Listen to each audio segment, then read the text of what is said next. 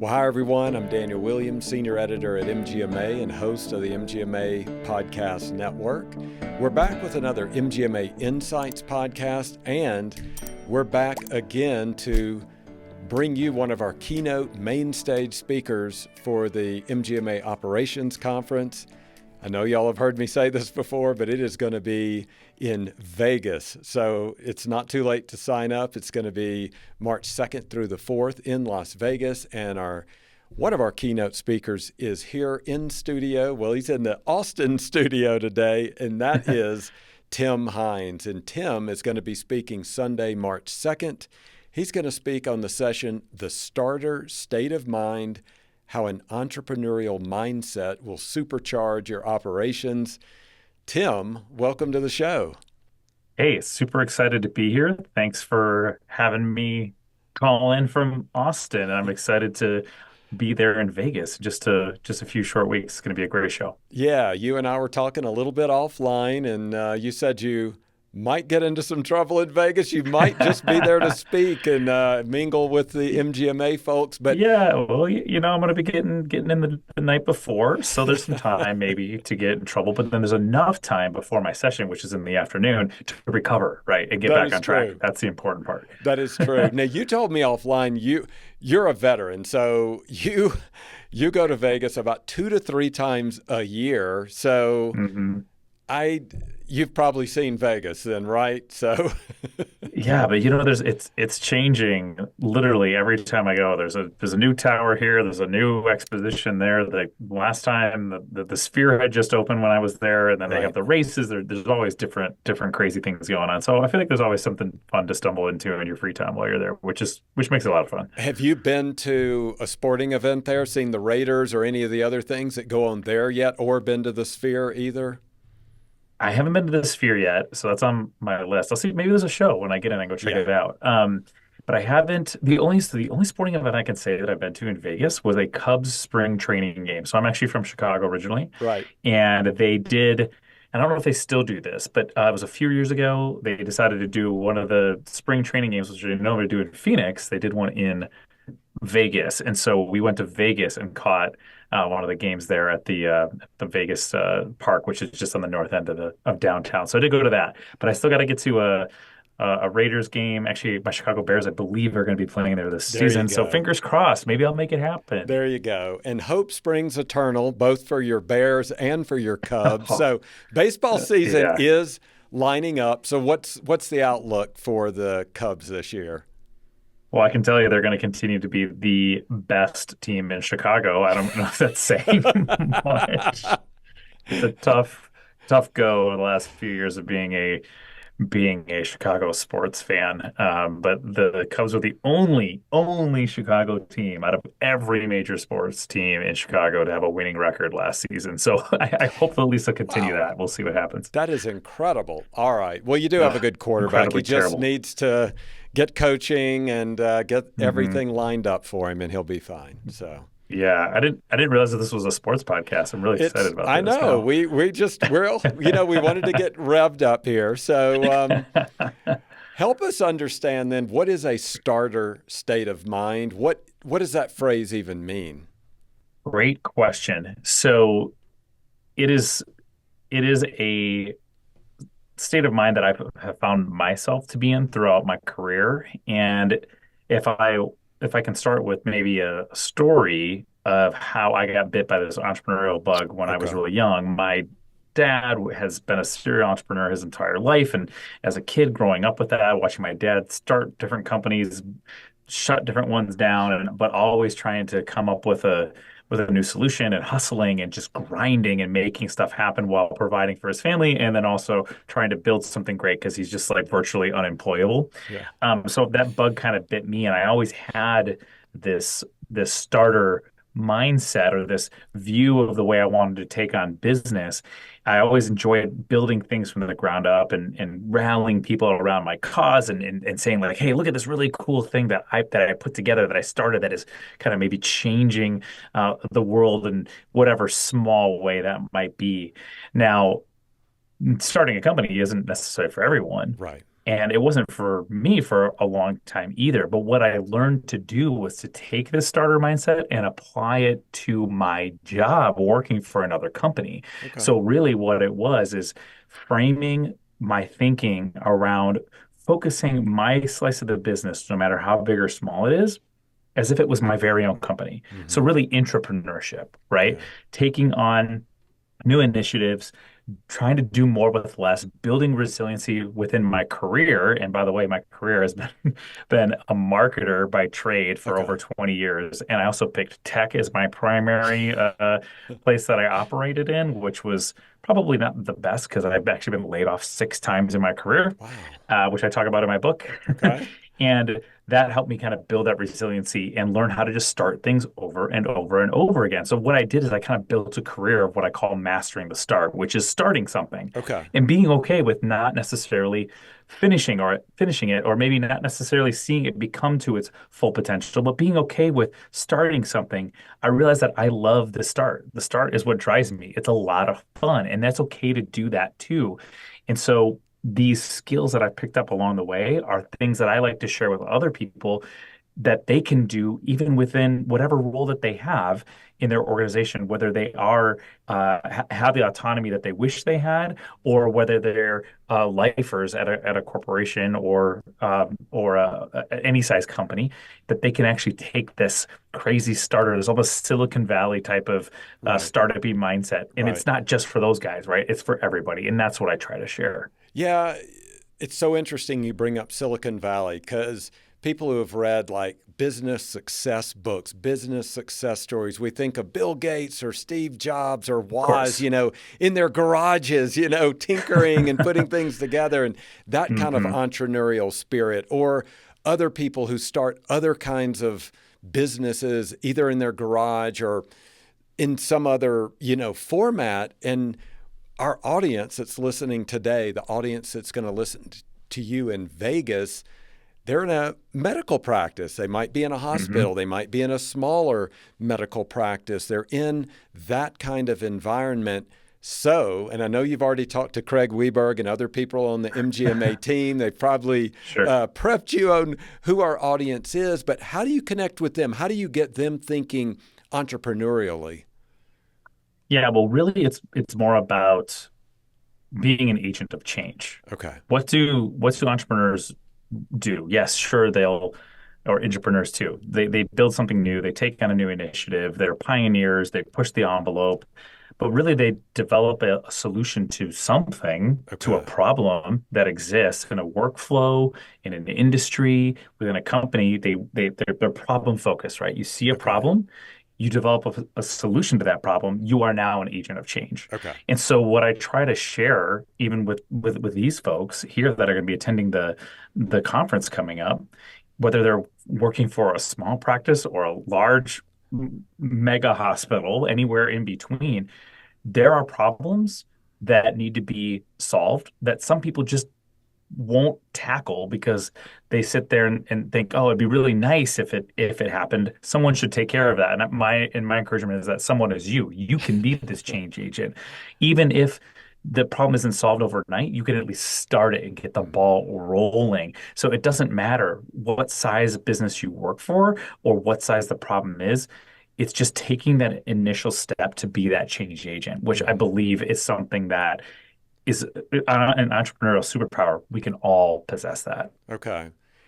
If you are in an organization that has bureaucracy that may be Hmm. regulated in some ways, and you want Sure. to have that entrepreneurial spirit, how do you go about it without, you don't want to get in trouble for doing this extra step. So do you Hmm. do you go to someone in a leadership role and say, "Hey, I want to carve out this thing"? Do you just work on weekends? What is your advice on how to go about that so you don't get yourselves into some hot water there? Yeah, I get it. And I've talked to and I've given this talk and have talked to a lot of people in a variety of industries. And yes, the software geeks in Silicon Valley that are working on a mobile app or something, they have the most bandwidth with this kind of thing. But then think about ones like that operate maybe in the financial sector. I've Mm. worked with a lot of people there too. Very, very regulated industry, can have a lot of bureaucracy, a lot of red tape, especially the bigger the organization goes. So I wouldn't say this is unique to healthcare. I would definitely say that there are plenty of parallels, but it is about, yes, like you actually described it, get setting up the process for yourself to be entrepreneurial or to Hmm. have the starter type of mindset comes with understanding what your guardrails are within your industry. So pretend that you're trying to solve some sort of problem within your company, and yes, you might have a lot of red tape that's there, but if you were to say, okay, if I were to start a company on my own, think about it this way: if I were to leave the company, start a company on my own to solve XYZ problem, what are the things that I'm going to run into guardrail wise, right? Hmm. Maybe it is the regulation, maybe it is X, Y, or Z, or whatever that does have you boxed in. There is a certain extent to that, but what I say is that entrepreneurs with this or people who possess this mindset do try to push the envelope, like I said, and try to like stretch those boundaries a little bit. But yeah, you don't want to get in trouble. You don't want to get fired because of Right. this, for sure. Right. But that's where you can at least go and like the way you describe, say, hey, boss, hey, colleagues, Hmm. hey, friends, we have this problem. We're trying to solve this. I want to create a task force. I want to Okay. build a solution for it and get the buy-in from your colleagues and friends and management within the company to be able to afford you to do that. That would be one of the first things I would do. Yes. Okay. The other thing, and Craig and team may have shared this with you, or you may just have come across this in researching healthcare. It is really stressed now with overwork, burnout, Hmm. um, understaffing, all these issues. So if you're facing that, and you just feel wiped out, where do you get that little nudge, that little push to get that energy to find maybe an hour a day or or a couple of hours a week to work on this project to start solving problems? Yeah. So this is one of the things that I think there is some natural piece of this that comes with these entrepreneurs that are almost like born that way. Hmm. Some people just have a natural drive in them where they Right. just nothing can stop them. They're just little bulldozers. They just keep going and going and going. And that's different for everybody. It's funny because I look at myself and I go, wow, I work really hard, but I always think, man, I'm not doing enough. I'm doing enough. I could be working, 15-hour days. Why am I not doing this? But my wife and I put a rule together, like, hey, no working after 8 p.m. After 8 p.m., that is downtime. That's chill time. So Okay. I'm like, okay, that sounds good. I'm on board with this plan. So you have to prioritize your mental health and stuff too. But then I look at people who might be in different situations than me, and I'm blown away by how much they do, right? Okay. And so you have to keep it in perspective and build in a schedule that can work within what you're doing. If you are completely bogged down and you do not have the mental bandwidth or the energy, then maybe now is not the right time for you to be trying Hmm. something, a new project anyway. But there's so many other things besides the new project that you could be applying this mindset to. I argue you try to apply this mindset to the processes and the things that you're doing today. You're just trying to change them and make them better. Look at like what AI has done over the Hmm. past couple of years, right? It Yep. has drastically improved the way that we can get things done. And I know in healthcare, there's a lot of concerns around it, but it's helping out quite a bit. And there's Hmm. there's some fear around it and stuff like that too.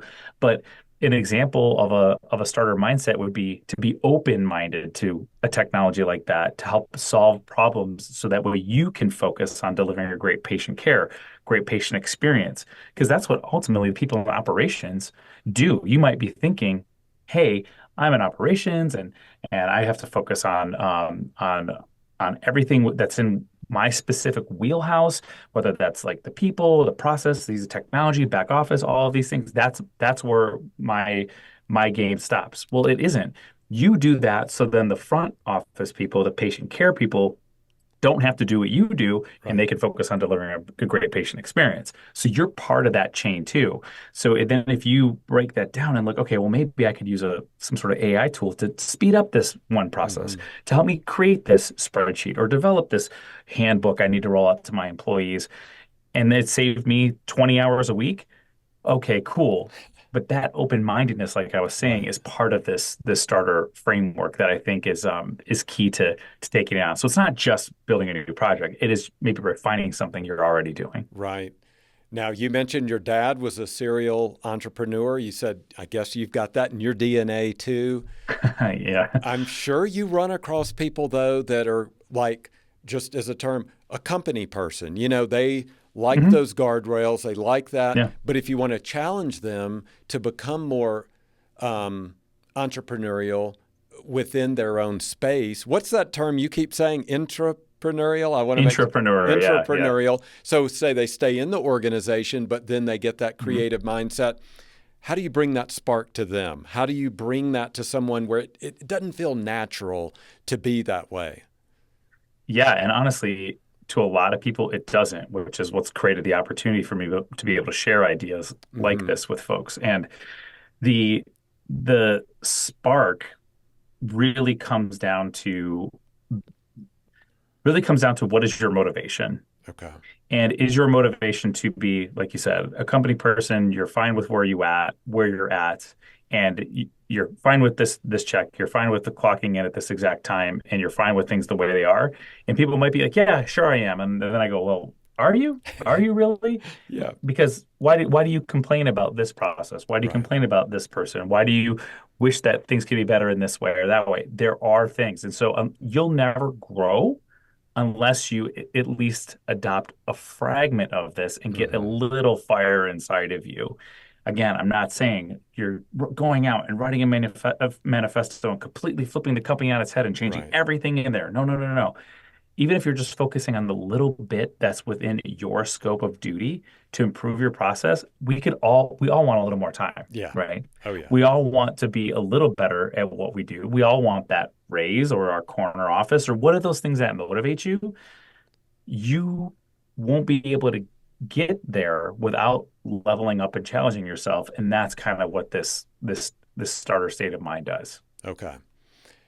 One of the phrases, you may have heard this in other industries, but one of the phrases in healthcare, when they'll see a process that's kind of broken, someone comes in and says, "Why do y'all do it this way?" And he says, "Well, because it's always been done that way, you know?" Yeah. And so the next question really looks at how do you overcome things when there is that kind of resistance to change? We've always done things this way. We hear you chirping Hmm. over there.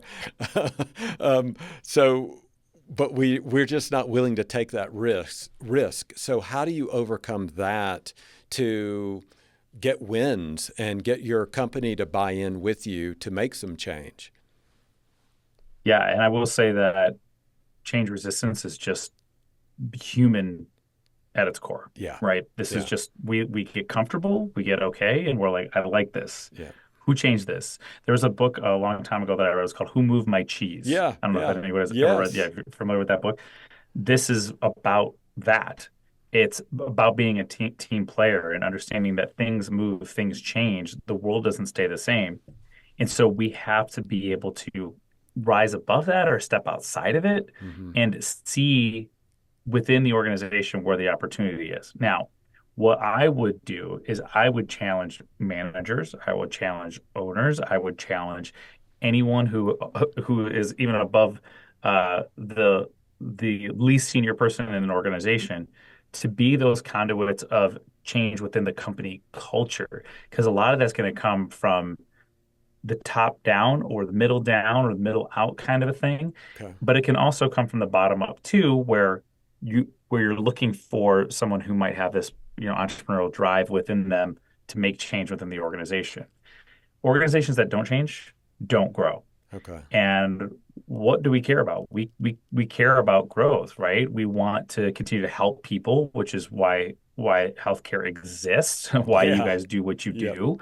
But in order to do that better, we have to continue to grow. And you're not going to grow unless you start making change. And I think trying to bring that into the company culture and whoever owns the culture it really starts there. Think about, Daniel, when you're looking at a job description. Mm-hmm. You've seen probably a million. Oh, yeah. I've seen 100,000 when I've applied for jobs, Yeah. and when I look at them, and you'll see it written in there sometimes. It's like we're looking for a self-starter who's okay with little management, and we're very very comfortable with autonomy and blah blah. And I'm like, well, that's a starter person. Yeah. Do you actually want that? Do you know what that means when you're asking for that thing? When you have a starter mindset, you're actually more attractive to your employer. You're Mm-hmm. more attractive to a potential employer. They want people who just show up and get stuff done Yeah. with little oversight because we're stressed, because we're overworked, because we don't have a lot of time. We need people that are just going to do and are going to break things. But when they break it quickly and recover and make those changes and learn. That's the entrepreneurial spirit. If I wanted another company, man, I would put that in the job description. Just looking for company man who's going to just keep the head down and do these exact tasks and never push the envelope. So sometimes there's a fit for that, and Mm-hmm. that's okay, like we Yeah. talked about before. But most companies nowadays, they're looking for this, and so Right. it makes you more attractive as a potential employee too, as a piece of your culture to maintain this mindset to whatever degree. Okay. I love it. One last question then before we sign off. What's Sure. one takeaway you want those people who are going to be in the audience in Vegas to take away from your talk? What do you want them to walk out of there in their minds, in their hearts, in their souls, whatever it might be? Yeah, that's a good question. So the one thing, the underlying tone that I try to connect across, and those of you that will be attending, you'll kind of pick this up, but it is just to do something. Mm-hmm. The difference between an entrepreneur and everybody else. Actually, I'll ask you. Can Yeah. you know what the difference is between an entrepreneur and everyone else? No, please tell me. An entrepreneur does it. Everyone else just talks. They talk. Wouldn't it be cool if I should I'm going to make a cupcake company. It'd be really cool one day if I could open up this Etsy store. I would love to, but entrepreneurs go, I did it. I made it. I already had that. I made that happen over the weekend. Right. There's that meme that you've probably seen when we're talking about sports. I Yeah. usually see it about like the Bears or something, Yeah. and it'll have like the Bears logo, and it's like a stick figure, but he has a stick, and he's like poking the team, and it says, "Come on, do something." Yeah. Right? Because Yeah. like your team's not doing anything. Right. It's that Yeah. you have to poke yourself. You have to do something. Take a step. I don't care how big or small it is. You're sitting here going, "Oh man, this process stinks. I would love it if we improve this in our operational workflow." And then you just sit on your hands. Don't Right. sit on your hands. Research it. Read about it. Start building it. Just do something. Take a step, and then each step after that will start to get easier and easier and easier. So that's my big takeaway is just to try it. Try it out. Do something. I love that. Tim Hines, thank you for joining us today. Thank you. All right, everybody. We're going to have Tim Hines. He's going to be one of our main stage speakers at our MGMA Operations Conference in Vegas. It's going to be March 2nd through the 4th. Tim's going to be speaking on the 2nd. His talk, I want to get this right again, The Starter State of Mind, How an Entrepreneurial Mindset Will Supercharge Your Operations. I encourage y'all to go to Vegas if you can and enjoy Tim's talk and enjoy Vegas. So until then, thank you all for being MGMA podcast listeners.